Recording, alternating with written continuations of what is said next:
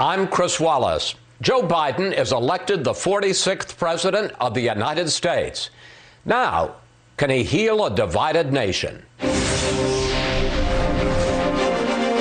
I pledge to be a president who seeks not to divide, but unify. The president-elect declares victory and starts laying out his agenda. Our work begins with getting COVID under control. We'll discuss his plans for the presidency with Mayor Pete Buttigieg, a member of the Biden transition team. Meanwhile, President Trump rejects the result and vows to mount legal challenges across the country, claiming the election is far from over. This is a major fraud in our nation. We want the law to be used in a proper manner. We'll talk with Republican Senator Mitt Romney, who says the president is inflaming dangerous passions. Plus, congressional Democrats have a disappointing night, failing to mount a blue wave in the Senate and now holding a thin majority in the House. We did not win every battle in the House, but we did win the war. We'll ask our Sunday panel about the new balance of power in Washington. And our Power Player of the Week, a fascinating look at the U.S. Army through the eyes of its heroes. All right now on Fox News Sunday.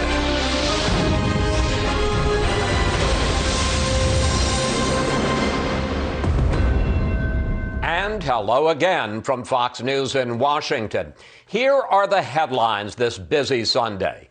Joe Biden is now projected to win at least 290 electoral votes, more than enough to become the nation's 46th president. In a tight race against Donald Trump, who is challenging the results in a broad legal offensive, claiming fraud and voting irregularities. The president yet to concede, but the Biden transition team already hard at work. In a moment, we'll speak with former Mayor Pete Buttigieg, a member of the Biden transition. But we begin this hour with Fox team coverage. David Spunt is at the White House. But let's start with Jackie Heinrich, who's covering the president-elect in Wilmington, Delaware. Jackie. Chris, Joe Biden promised throughout his campaign he will be a president for all Americans, and he dedicated a moment of his victory speech to reassuring Trump supporters. But work on the issues will begin long before moving into the White House.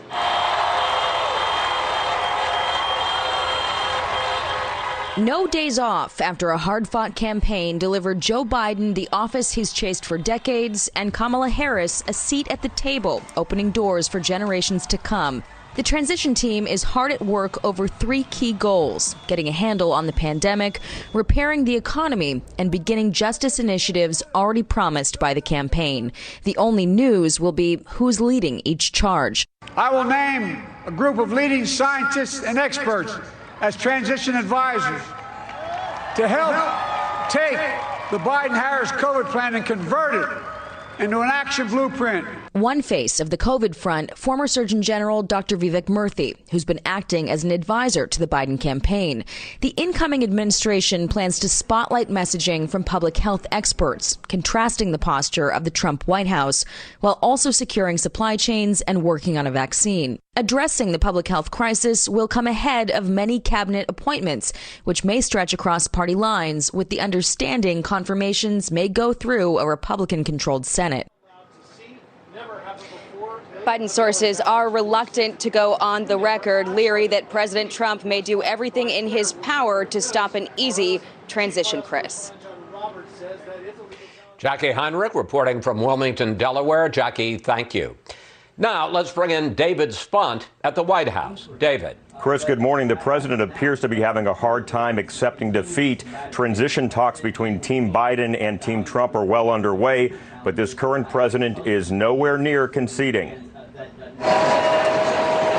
As thousands celebrated in the streets just outside the White House on Saturday, President Trump, with a brief wave, returned from a day of golf at his Northern Virginia club. As the president hit the links, his legal team held a news conference in Philadelphia, where votes are still being counted. The president's attorney, Rudy Giuliani, announced legal action related to alleged ballot irregularities. As a friend of mine says, I don't believe in conspiracies, but I also don't believe in coincidences. Kind of funny that all Republicans were rejected here and all Republicans were rejected in Pittsburgh. But Democrats and Republicans were allowed inside to monitor ballot counting operations, and the president's surrogates have yet to prove fraud. The president himself putting out a brief statement after Biden claimed victory. The simple fact is, this election is far from over. In his last tweet before Biden clinched the presidency, Twitter flagged multiple presidential tweets, including this, where the president claims he won the election by a lot. Sources tell Fox News the president will ultimately commit to a peaceful transfer of power. That is if his court battles end in a dead end. Chris? David Spunt reporting from the White House. David, thank you. Joining us now, former Mayor Pete Buttigieg, a member of the Biden transition team. Mayor, congratulations, and welcome back to Fox News Sunday. Thank you. Good to be back with you. So, the president-elect claims that the American people gave him a, quote, mandate for action. But the fact is that there is still a likelihood that there is going to be a Republican Senate. There certainly was no blue wave in the Senate, and House Democrats holding on to an even slimmer majority in the House. So the question is, what mandate? Well, I think he has a mandate to deliver on the winning campaign agenda that the Biden-Harris ticket offered the country. This not only earned the support of a majority of Americans who voted for him to be the next president, but also we should remember that those who supported him and a remarkable number of President Trump's supporters support the agenda that Joe Biden is going to lead our country forward with. In other words, the idea of getting serious on COVID and having a science-led approach, which he's already underway on. The idea of raising wages and protecting workers and making sure corporations and the wealthy pay their fair share in taxes, taking climate seriously, doing something about racial justice. As we look forward, whether we have divided government or not, I know this. What Joe Biden wants for the country is what most Americans believe is right for the country. And that, I think, is where the real propulsion of his administration will be, just as it's been the propulsion of the campaign and led to this win. Let's talk about some of his top priorities. The president-elect says that he will announce a new coronavirus task force on Monday. First announcement that he is going to make. Given that we are having a huge, serious spike in coronavirus cases around the country, over 100,000 a day, I understand he is the president-elect, but he is the head of the Democratic Party. Will Joe Biden work with Congress, the lame duck session, to try to do something about the coronavirus, or will he wait until he is formally sworn in as president in January? Well, he'll decide on the right course of action, but I think there's a sense of urgency throughout. We know that every day is bringing more loss, more pain, and more danger to the American people. And it's why he's not waiting until he's taken office to begin immediately assembling people who have the right kind of expertise and planning to actually listen to them. And I think that will be guiding throughout this transition period, the decisions that he makes.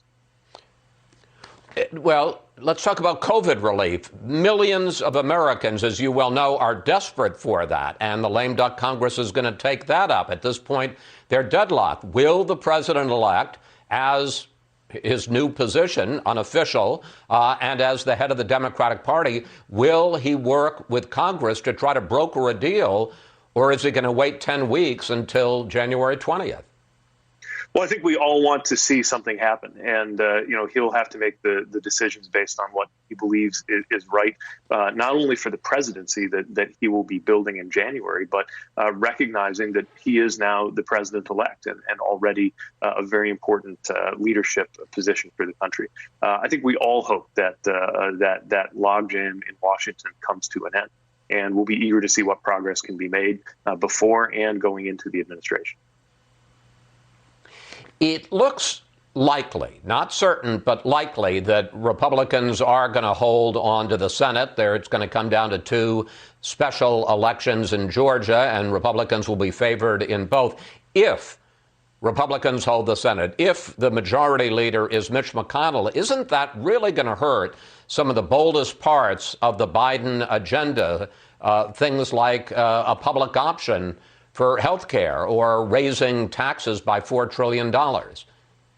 Well, again, first of all, Georgia has proven itself to be extraordinarily competitive. And so with the two fantastic candidates, Reverend Warnock and Jon Ossoff, that we have running, I have every expectation that it'll be a competitive race and that we can very well take the majority in the Senate.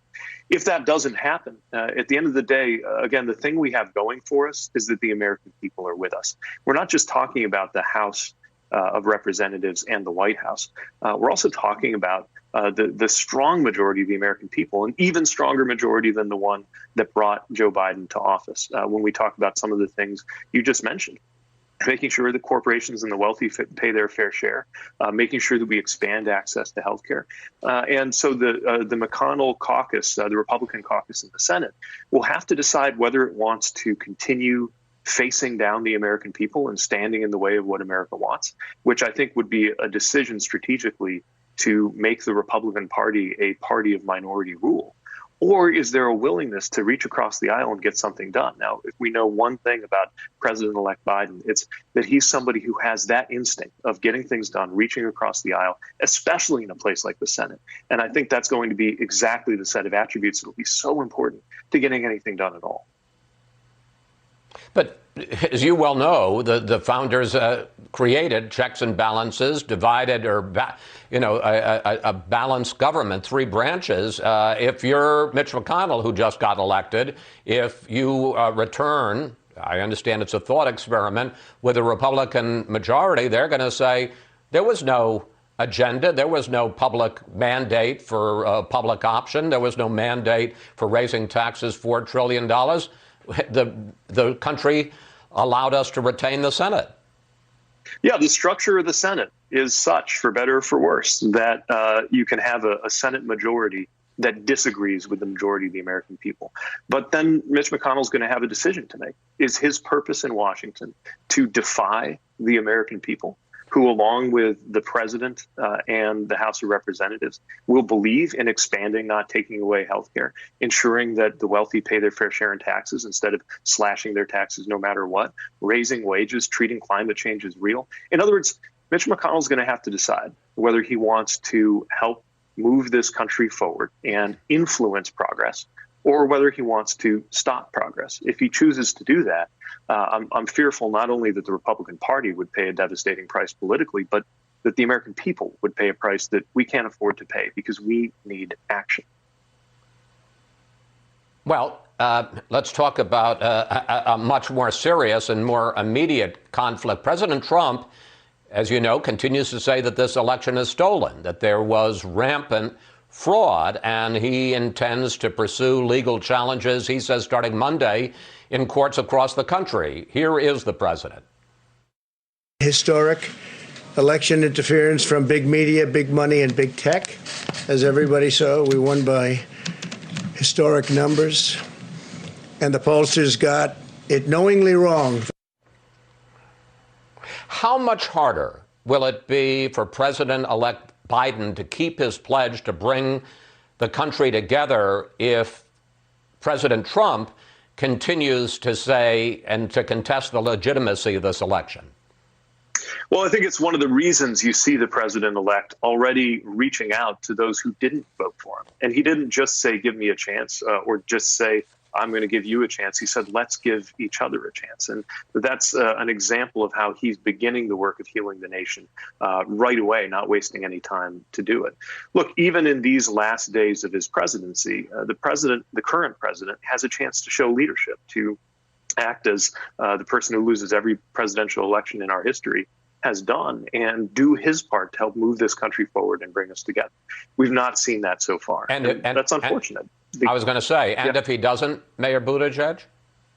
Well, then it really comes down to his supporters. And look, this is a tough time. I've been on the losing side of many elections, and especially in a polarized country like this.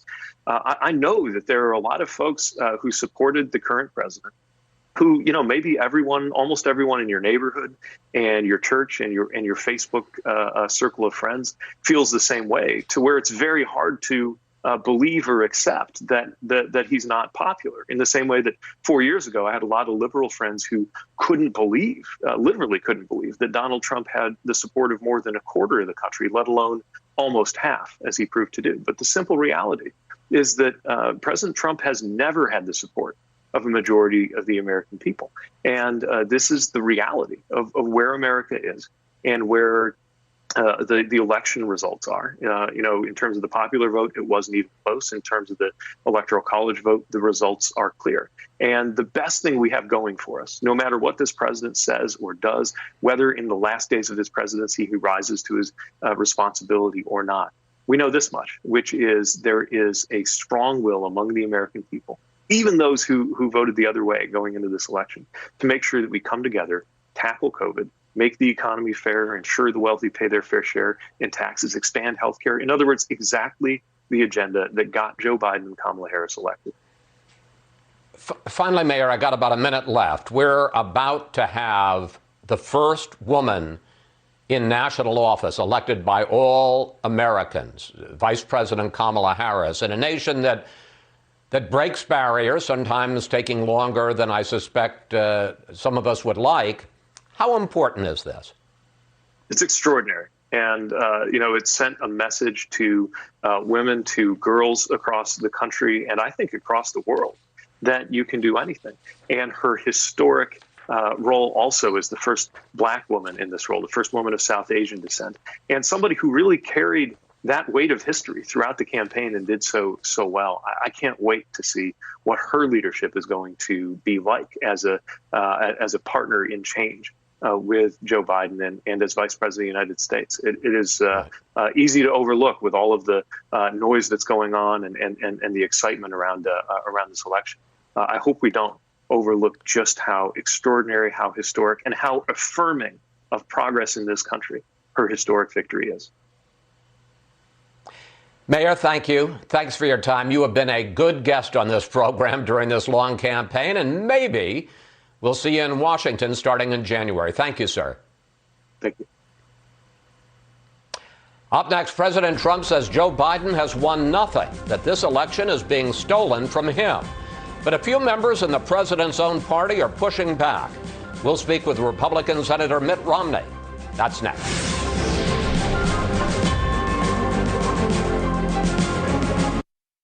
From the Fox News Podcasts Network. Stay on top of the latest news and information from Fox News. Listen and download the Fox News Hourly Update on your time. The trending stories you need anytime you want it. Listen and download now by going to foxnewspodcasts.com.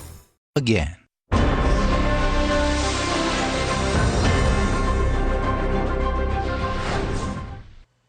President Trump is not only refusing to concede to Joe Biden, he says he will send lawyers to courts across the nation tomorrow, claiming Democrats are trying to steal this election with widespread fraud.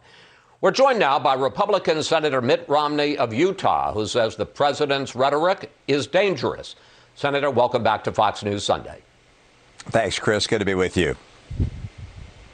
I want to start with the president's comments about the election on Thursday night. Here he is.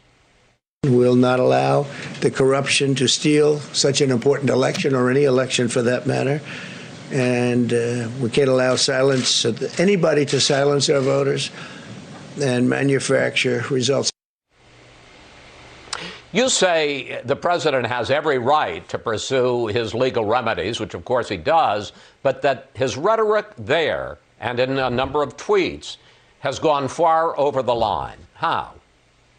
Well, I think it is appropriate for the president to make sure that the vote count has been done properly, to carry out recounts where it's a very close contest. If there are any irregularities alleged, to pursue those and to follow every legal option he has. That's what you'd expect of a president in a setting like this. At the same time, I think it's important to choose one's words carefully, because the eyes of our children are upon us. The eyes of the world are upon us. Every nation in the world is watching what the President of the United States says. And there's a battle going on around the world between authoritarianism and freedom. And it's important for the cause of democracy and freedom that we don't allege fraud and theft and so forth unless there's very clear evidence of that. And at this stage, that evidence hasn't been produced. Here's part of a tweet that you wrote this week about President Trump and his rhetoric. I want to put it up on the screen. The president, is wrong to say that the election was rigged, corrupt, and stolen. Doing so damages the cause of freedom here and around the world, weakens the institutions that lie at the foundation of the republic, and recklessly inflames destructive and dangerous passions. Senator, does what the president is saying, does it interfere with the peaceful transfer of power, not just among our leaders, but just among regular Americans? Well, I think there will be a peaceful transfer of power if there's a change in leadership. That happens in January. Until then, the transition team will be working with the Trump administration, and I think that will go smoothly.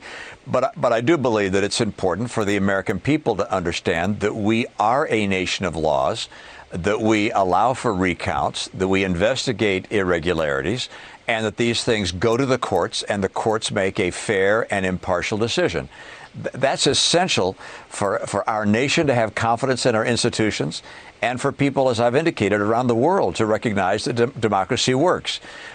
Saying something other than that would only be cheer for the Chinese and the Russians and those that want to bring down freedom and bring down democracy. So pursue every legal avenue, and that's what the president will do.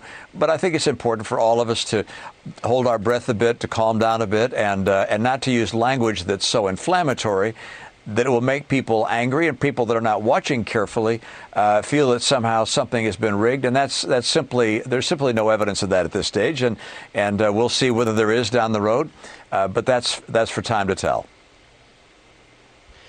A very few of your Republican colleagues have joined you in calling out the president's rhetoric.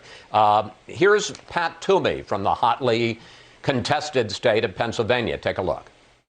The president's speech last night was very disturbing to me because he made very, very serious allegations without any evidence to support it.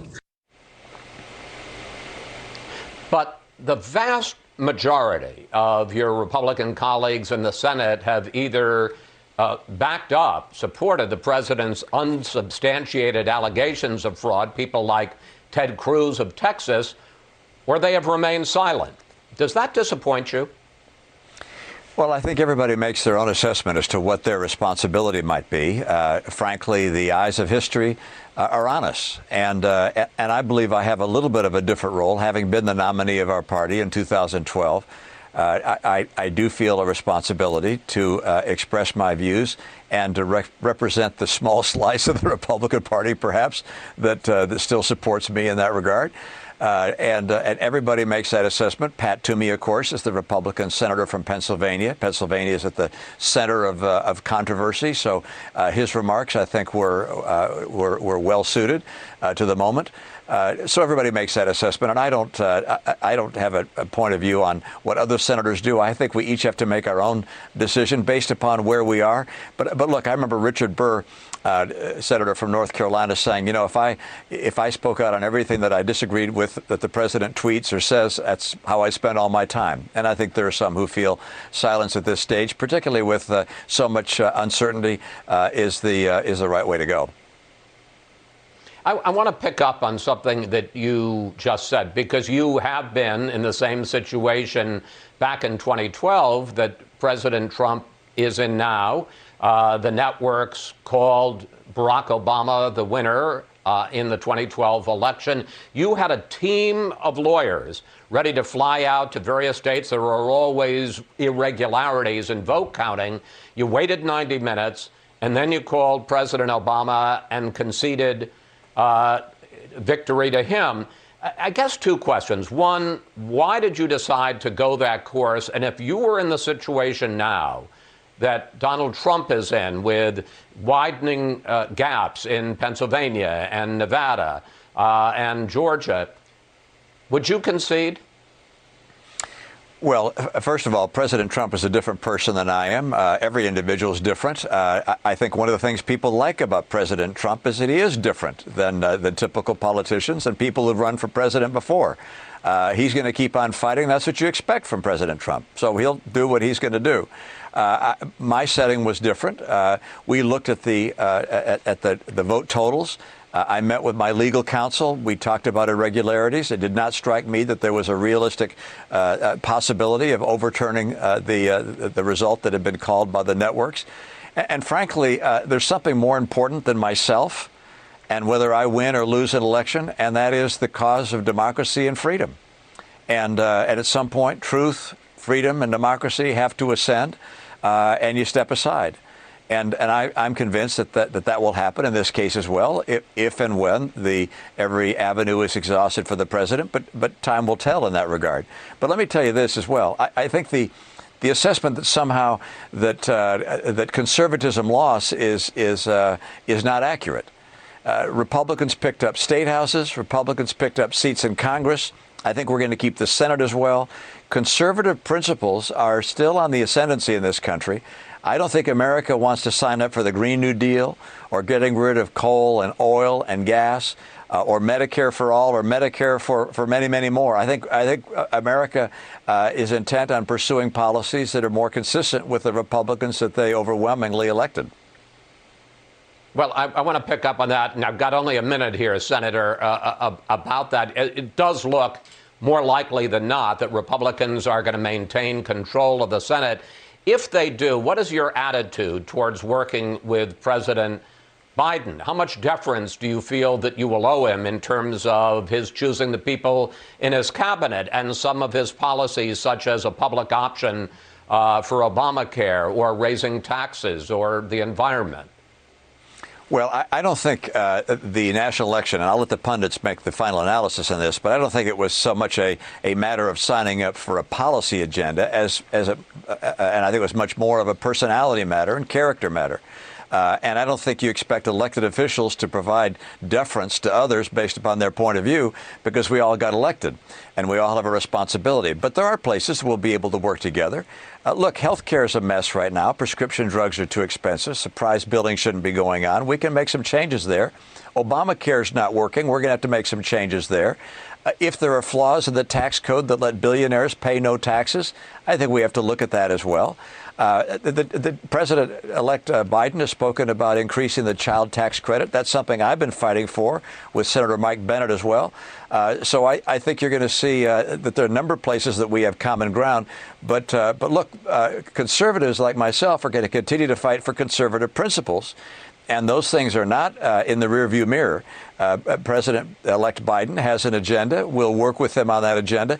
With regards to his cabinet, look, I believe that cabinet appointments, the president ought to be able to appoint his own cabinet unless they're really out to lunch.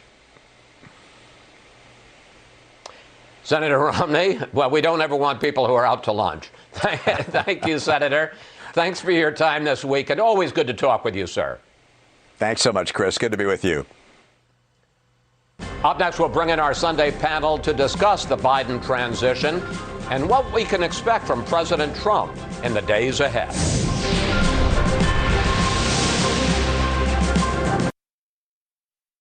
New from the Fox News Podcasts Network. My name is Kennedy, and welcome to my podcast, which will, I humbly say, single-handedly save the world. You're welcome. It's Kennedy Saves the World. Subscribe and listen now by going to foxnewspodcasts.com. The people of this nation have spoken. They've delivered us a clear victory, a convincing victory, a victory for we the people. President-elect Biden starting to lay out his agenda for the next 4 years in an address to the nation last night. And it's time now for our Sunday group. Dana Perino, anchor of the Daily Briefing, Gerald Seib of the Wall Street Journal, and Marie Harf of Serve America PAC. Jerry, Joe Biden formed a transition team months ago. How do you expect him to move now in terms of both personnel and policy? Well, it's tricky because, you and I both know the oldest cliche in Washington is that personnel is policy. So the first job is to figure out who staffs a Biden administration. And to do that, he's going to have to both pick some people who will satisfy the progressive wing of his party, which thinks it had a lot to do with his victory, while keeping the Biden flag planted in the center of the ideological spectrum, and also maintaining some room to work with Republicans who, as you've said, are likely to be in control of the Senate. So I think you'll see a mix of people who, a lot of traditional Democratic faces, a few surprises, and maybe a couple of Republicans to show that in this new divided power in Washington, Joe Biden, President Biden, realizes he's got to work in the center. Marie, we hear that the Biden team is going to name White House staff before it names cabinet secretaries. We hear that when it comes to policy, not surprisingly, the top priorities, at least at first, are going to be dealing with the coronavirus pandemic and with the very fragile economy. What can you add to that in terms of what you expect from the Biden team in the next weeks? Absolutely. Well, we will get the Biden COVID plan laid out in much more detail, including some personnel on Monday. That is obviously the first priority. I also expect that we will hear more about some of these ways that a Biden administration will almost immediately upon taking office start to roll back much of what they believe was so harmful of the Trump presidency. We've already seen reports about executive orders that will come very early on, doing things like getting the U.S. back in the Paris Climate Accords, repealing, getting rid of the ban on immigration from majority Muslim countries, and of course, an executive order protecting dreamers. So I think step one is COVID and the economy. We'll hear more about that on Monday. And step two has to be rolling back what they feel like were some of the most extreme and harmful policies of the Trump administration. Well, speaking of President Trump, Dana, there he is, and his continued resistance, rejection of a Biden victory. Here he is, the president, on election night. This is a fraud on the American public. This is an embarrassment to our country. We were getting ready to win this election. Frankly, we did win this election. Dana, what do you expect from President Trump? Do you expect, at least in the short term, that he's going to continue to deny a Biden victory and continue with lawsuits, no concession? And if that is the case, do you think he'll ever come around to basically acknowledging that he has lost this election? So I think that they are going to pursue every possible legal avenue that they can find, because they do say that they have some problems. They are working on some lawsuits in several different states. They're looking at the recount in Georgia. They still believe that they will ultimately win in Arizona. That's what the Trump team says. And so I think that patience is in order. And if the shoe were on the other foot and Biden were wanting to pursue some legal challenges here, I think that America should have provided that as well. So a little patience is warranted. Chris, I did note, though, that aside from a couple of tweets yesterday, the president did not speak. And he held back, and I think that that is something that you could say that is a positive for him, just to hold back, take a day, let his lawyers work on it, and they were laying the groundwork for these legal challenges that begin tomorrow. Jerry, what is your sense from talking to your sources of what's going on inside the president's inner circle, family, friends, inside advisors, outside advisors? There seems to be, from at least what we're hearing, a kind of struggle with some people suggesting the president needs to concede and move on sooner rather than later, and other people, kind of bitter enders, saying, no, we ought to keep fighting. What's your sense of how that's playing out inside the president's inner circle? Well, I think there's some division, as you would expect. I mean, some people who want to fight longer than others, some people who think, and I think they're right about this, that the president actually is a president of some consequence. He had achievements. He changed the Republican Party. He reflected a changed Republican Party. He brought it closer into touch with its working class roots. He changed the way Americans look at trade policy, for example. He changed the way Americans approach China. And you should should not want, if you're a Trump supporter, those kinds of achievements to be tarnished with a sort of a bitter end fight here, if that's what we're looking at. So I think some people are arguing that, and others are arguing we need to fight on. We've laid out some principles, and we need to stick with those. It's very hard, as Dana suggested, it's hard to know exactly where the president is because there's actually been more silence from him and the Trump camp in the last 72 hours than there was earlier in the week. So I think this struggle is playing out and probably will for a few more days.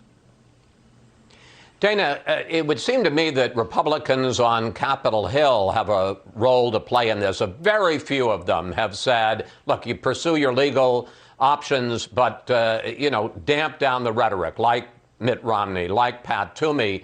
There are a lot who are just silent, and then there are some, I mentioned Ted Cruz, who are like the Japanese soldiers who come out 30 years after the end of the war and out of the jungle and say, is the fight still going on?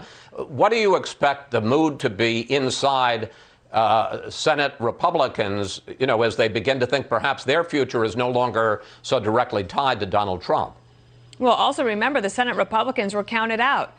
It was expected that they would lose many of those competitive races, and they did not. And now there's 2 Georgia runoffs that basically that's going to be their line, is that we're the last line of defense between Joe Biden America and divided government. So they're going to try to fight for those seats very hard down there in Georgia. And also a lot of these senators, someone like Senator Ted Cruz, right, he might want to run in 2024. Does he want to get crosswise with the president right now? I mean, you could be one tweet away from oblivion in the Republican Party right now if you decided to do that. And I think that the Republican of the hour at the moment in the Senate is, of course, Mitch McConnell. And he is saying, let's just have some patience here and give him a few days and see how it turns out. All right, panel, we have to take a break here, but when we return, Democrats hang on to a narrow majority in the House and hold on to hope in the Senate in a cliffhanger that will play out into the new year. We'll discuss that next.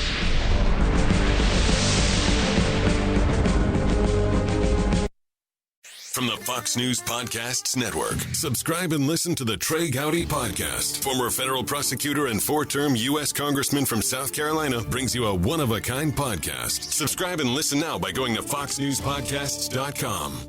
I don't know whether I'm going to be the majority leader or the minority leader. As I've told you, I've been both. Majority's better. And but we're awaiting the judgment of the American people. Senate Majority Leader Mitch McConnell waiting along with everyone else until January to see whether Republicans will hold on to control of the Senate. And we're back now with the panel. Jerry, it seems to me the tale of the Senate this year has been a big, bumpy roller coaster. Before the election, we were hearing a lot of talk about a blue wave sweeping a lot of new Democratic senators in. On election night, it looked like Republicans were easily going to hold on to control of the Senate. And now it turns out we're going to have to wait for these 2 special elections on January 5th in Georgia. So I guess my question is, did the Republicans in the Senate have a good night election night or not?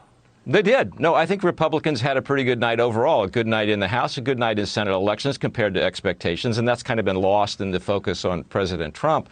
But I also think it's worth noting here that this is an alignment that might look like it's a recipe for gridlock, evenly divided power at a time of great polarization. But it can be also an alignment that works. When power is this closely divided between the 2 parties and even between the 2 houses, it tends to push everybody toward the center.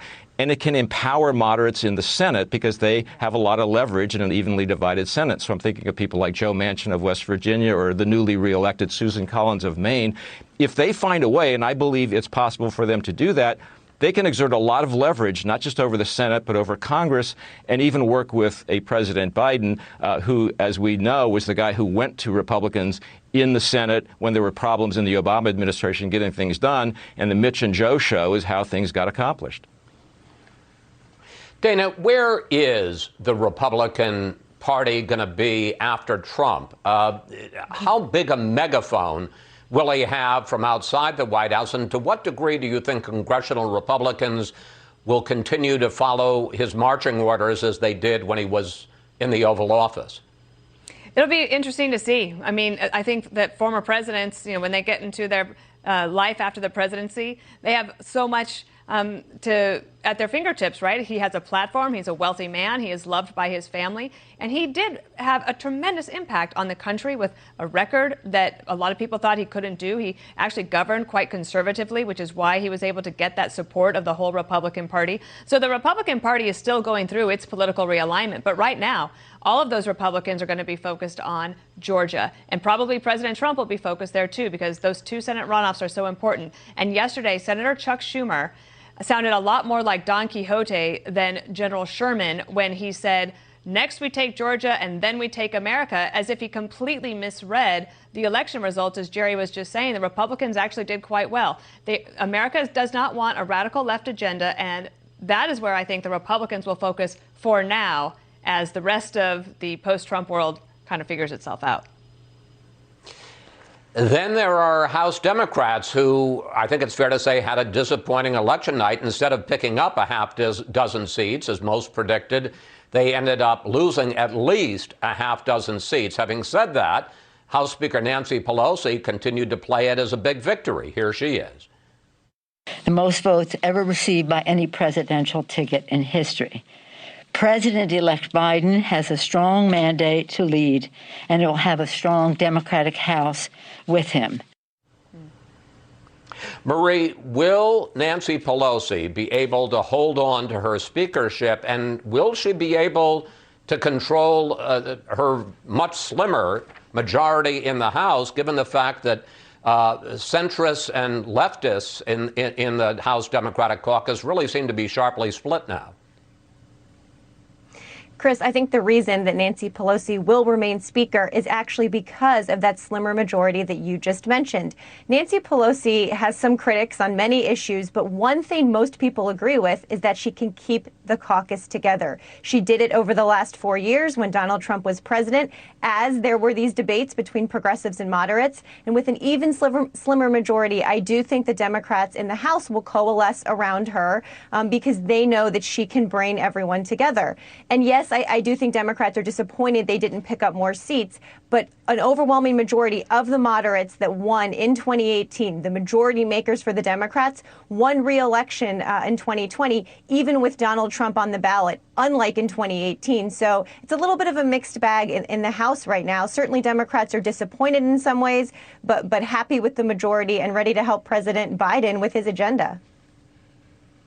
Jerry, assuming that Republicans do win control of the Senate, and you've got Nancy Pelosi with a much slimmer majority in the House, what does this do to the more progressive elements of the Biden agenda, things like adding a public option to Obamacare, raising taxes, elements, although we didn't support the whole plan of the Green New Deal? Is that just out the window?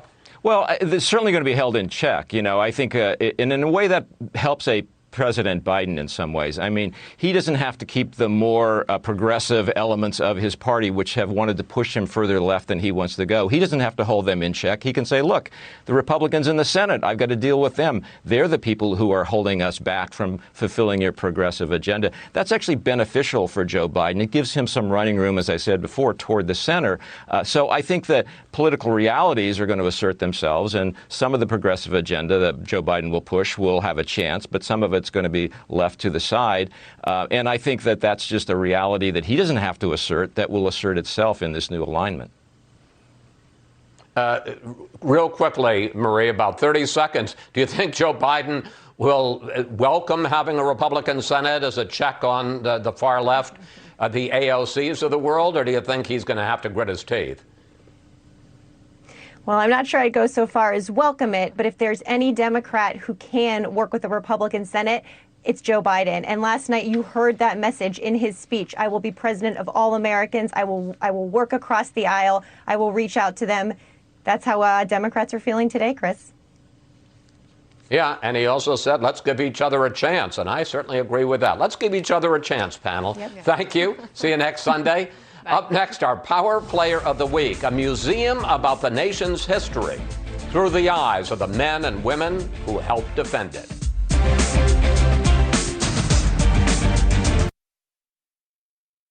It's the Perino and Steyerwalt I'll Tell You What podcast. Dana Perino of The Five and Fox News political editor Chris Steyerwalt dissect the ins and outs of national politics. Subscribe and listen now by going to foxnewspodcasts.com.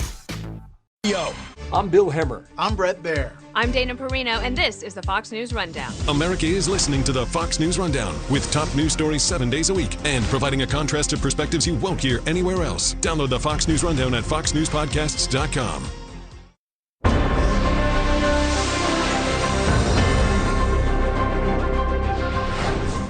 For 245 years, the U.S. Army has defended our nation. This week, a museum honoring its history of bravery and sacrifice will open just outside Washington. And it's our Power Player of the Week. We stand on the shoulders of heroes that have gone before us, and really what we strive to do is live up to their legacy. General James McConville, Chief of Staff of the U.S. Army, on the long line of soldiers who have served this country.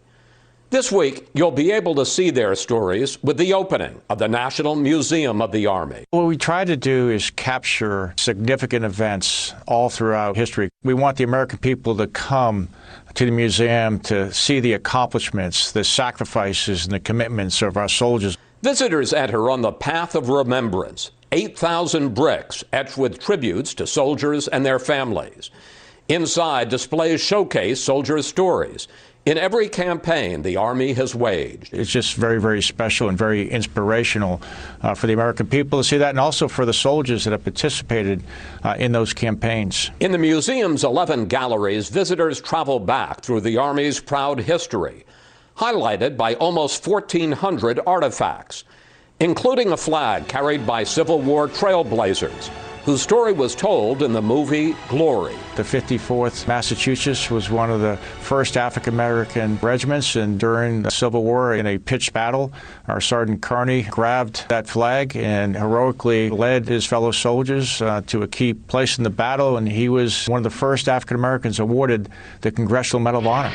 Some of the landing barges are stopped by concrete obstacles. In another gallery, one of fewer than a dozen surviving Higgins boats, the landing craft used to hit the beaches at Normandy. You have one of the actual landing craft from D-Day. To visualize, thousands of young soldiers heroically storming those beaches, and those Higgins boats allowed them to get to that beach, and quite frankly, that's what allowed us to win the war. While some items mark victories, others, such as these POW pajamas worn by Medal of Honor winner John Kaviani in a North Vietnamese prison, speak to soldiers' resilience and fighting spirit.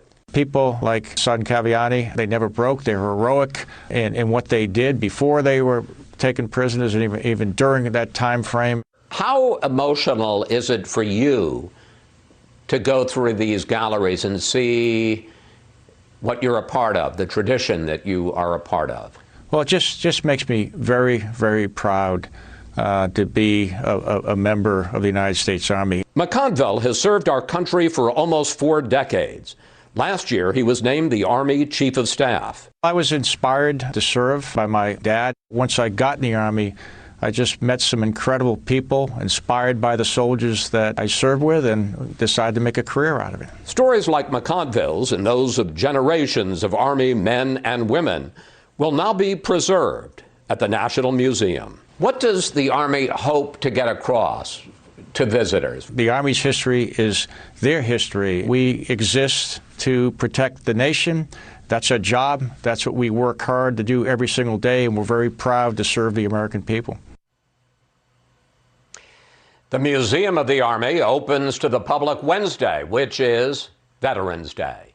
And that's it for today. Have a great week, and we'll see you next Fox News Sunday.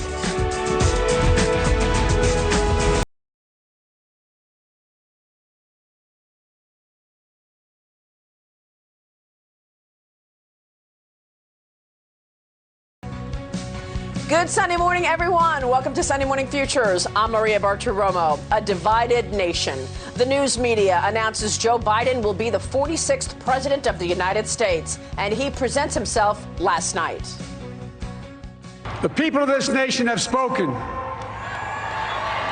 They've delivered us a clear victory.